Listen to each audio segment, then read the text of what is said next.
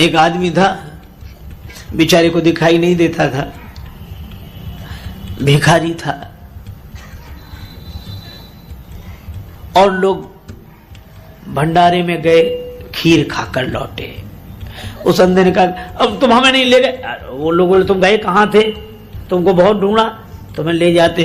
तो क्या बताएं, भोजन तो यहाँ भी मिल गया, लेकिन तुम भंडारे में गए थे, क्या खा के आए? अंधे आदमी ने पूछा। वो लोग बोले और तो सब सामान था, खीर बहुत बढ़िया थी। अब अंधा आदमी बोला खीर कैसी होती है, अब समझाओ उसे। तो एक बोले उसमें क्या, हम समझा देते, सफेद सफेद होती है। तो बोला सफेद सफेद सफेद कैसा होता है? एक बोला जैसे बगुला। तो बोला बगुला कैसा होता है? तो उस एक आदमी ने उस अंधे का हाथ पकड़ा, अपना हाथ ऐसे टेढ़ा किया, बोले ऐसा होता है बगुला। वो आदमी बोला समझ गए, ऐसा बगुला और ऐसे ही सफेद सफेद, ऐसे ही खीर। तो बोले अरे बाप रे, बड़ी टेढ़ी खीर रही होगी।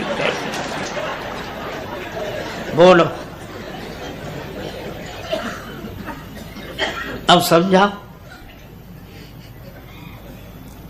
वो तो सोई जान ही जे देव जनाई, भगवान जिसे समझाते हैं वही समझ पाता है। अच्छा, अब हम लोगों के साथ भी बड़ी समस्या है। अरे कोई न समझे तो समझाने वाले को भी समझ लेना चाहिए, पर समझने वाला ना समझ रहा हो तो समझाने वाला कहता समझा के ही रहेंगे, क्योंकि उसके भी अभिमान को चोट लग देगी, हम तो समझा ही लेंगे। अरे भाई, एक उदाहरण बड़ा अच्छा है। शून्य की बात कही गई। हमने कहा आजकल का ही उदाहरण देखो। आप टेलीविजन देखते हैं, है ना? ये बात अलग है कि यहाँ कहोगे नहीं, सिर नहीं हिलाओगे कि देखते हैं, पर देखते तो हैं, है ना? और उसमें कोई पाप नहीं, देखते हो तो देखते हो, उसमें क्या है? हम तो उदाहरण दे रहे हैं, हम ये थोड़ी पूछ रहे हैं कि टेलीविजन में आप क्या देखते हैं। अच्छा, रिमोट आपके हाथ में होता है, उसी से कंट्रोल करते हैं। अच्छा, आप ऐसे सोचो कि जैसे टेलीविजन में आप कोई चैनल देख रहे हैं और उसका नंबर 25 हो और उसमें 65 तक हो उसकी संख्या, तो शून्य पर अगर आना हो तो क्या करें? दो ही उपाय है, या तो 25 से आगे बढ़ो, स्वीकार करते 26, 27, 28 और 65 तक जाओगे तो शून्य आ जाएगा। दूसरा तरीका यह है कि आगे मत बढ़ो, पीछे लौटो, 25 नहीं 24, 24 नहीं 23, 23 नहीं 22, और ऐसे लौटते चले जाओगे, अंत में एक के बाद शून्य। भाई यही दो उपाय हैं अहंकार को शून्य करने के। अहंकार को शून्य करने के यही दो उपाय हैं। क्या? या तो पीछे लौटो या आगे बढ़ो।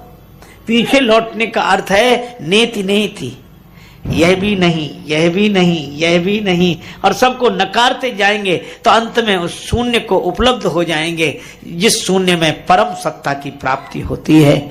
और आगे बढ़ना क्या है? सबको स्वीकार करना, यह भी है, यह भी है, यह भी है, यह भी है। और जब सबको स्वीकार कर लेंगे तो भी अपना अभिमान शून्य हो जाएगा, और सबको नकार देंगे तो जब सब नहीं तो हमारा ही मैं कैसे? और इसीलिए भगवान श्री राम कृष्ण देव कहते हैं कि दो तरह के मैं होते हैं, एक कच्चा मैं, एक पक्का मैं। हाँ, कितना बढ़िया उदाहरण है। कच्चा मैं और पक्का मैं दो हैं हम लोगों का। और इसीलिए तुलसीदास जी दोनों मैं की बात करते हैं। एक मैं को वे माया कहते हैं, मैं और मोर तोरते माया, और एक मैं को वो ब्रह्म कहते हैं, सोते ताई तो ही नहीं भेदा। तो कभी कभी लगता है कि हमारे जीवन में दो मैं हैं। हाँ हैं। कैसे? आप ऐसे सोचो कि जब आप सपना देखते हो तो आज तक किसी आदमी ने ऐसा सपना नहीं देखा होगा जिसमें उसने अपने को न देखा हो।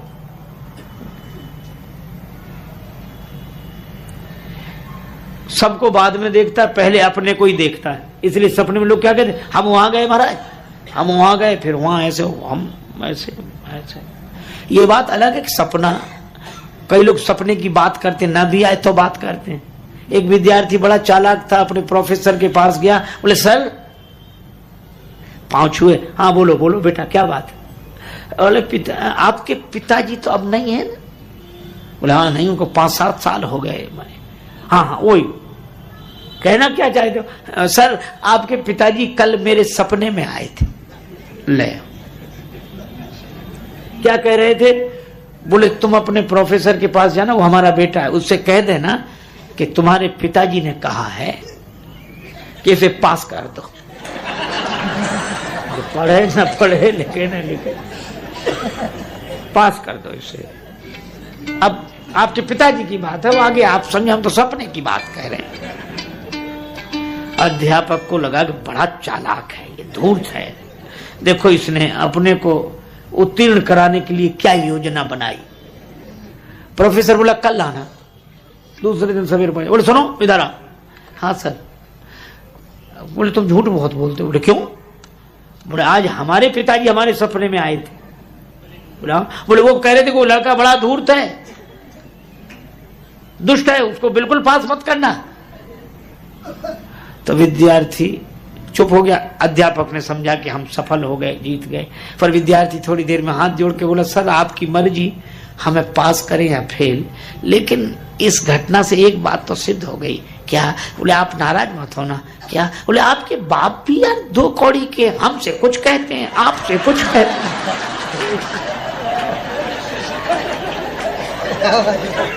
एक बात ही नहीं कहते। अब बोलो,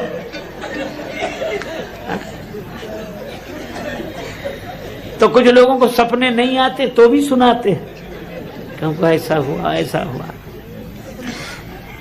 लेकिन मैं हमसे कह रहा था कि सपने में हर व्यक्ति अपने को देखता है। तो एक तो आता जाता दिखता है कि हम वहां गए, उनसे मिले। तो एक मैं आपका वो है स्वप्न पुरुष, और एक आपका मैं वो है जो सपने को देख रहा है। सपने को देखने वाला और सपने में अपने को देखने वाला। तो अपने को जब हम देखते हैं तो देखते हैं कि हम खड़े हैं, और जबकि सपना देखते समय तो हम पड़े हैं।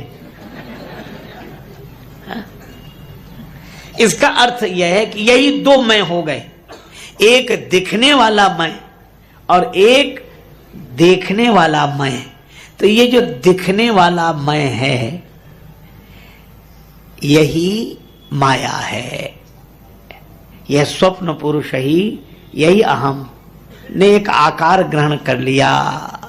लेकिन इस अहंकार को जो देखने वाला है, जिस अहम का साक्षी है, वह स्वयं है, वही पक्का मैं है। कच्चा मैं यह स्वप्न पुरुष, और पक्का मैं उस स्वप्न को देखने वाला। इसलिए एक बड़े त्यागी तपस्वी वीतरागी वेदांती संत थे, वयोवृद्ध महात्मा थे। वे एक वाक्य में अपना संदेश देते थे। वो कहते थे कि देखो देखो, देखने वाले को देखो। अच्छा, अब लेकिन एक अजीब बात है, जब सपना देखते हैं तब दिखने वाला तो दिखता है और देखने वाला नहीं दिखता, समझ में ही नहीं आता। और जैसे ही सपना समाप्त होता है, वह स्वप्न समाप्त हुआ और सपने के हम मिटे तो देखने वाले प्रकट हो गए। बस इसी तरह जब हमारा अहम शून्य होता है तब स्वयं प्रकट हो जाता है। और अहम, अच्छा सपने में दिखने पर भी न वो कभी था, न है, न होगा, लेकिन न उसे झूठा कह सकते हैं, न उसे सच कह सकते हैं। एक संत ने बड़ा अच्छा उदाहरण दिया, जैसे हल्दी और चूना,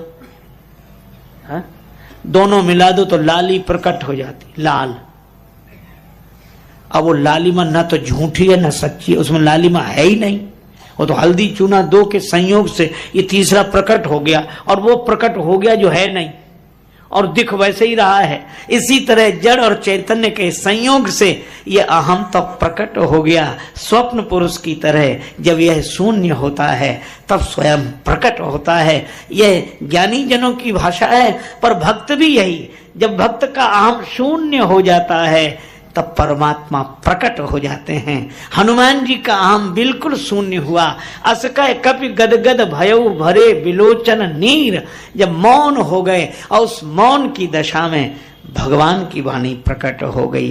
कहे राम वियोग तव सीता।